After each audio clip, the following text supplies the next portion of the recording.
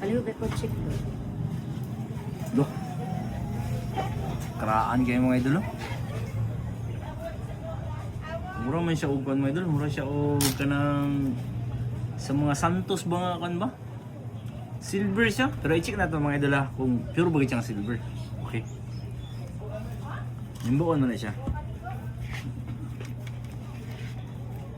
Ayos kayo. Pila na rin ni katuig.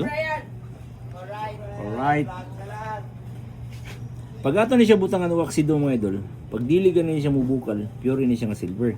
Pero pag mubukal gani, automatic, fake na siya. Sige. Wow. Tanawa. Huwag siya mubukal mga idol. Tanawa. Pure siya nga silver idol. Atong timbangon na.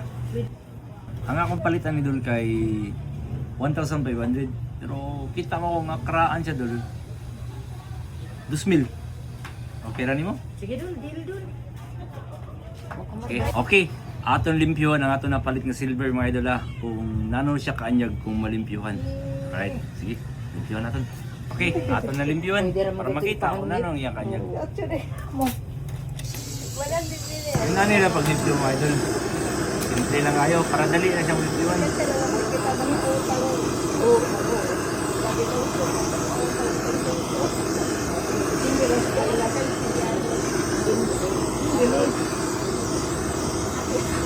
Ito siya din may katubang. Hindi ba na ikaw ako? Okay, dali ra kayo.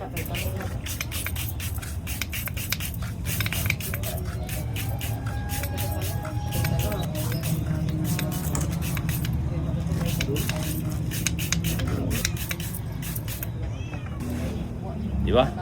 Buha pa na kayo. Oh. Anyag na kayo. Pwede na ni mahalin. Vintage kayo ni siya mga idol. Murag I think murag sa mga Santos yun sa unang mga panahon mga idol. Ay man na, sa kuwan man na. Si Fix sa kuwan man na. Okay. Ay, ano ba yung posisyon mo? Alright.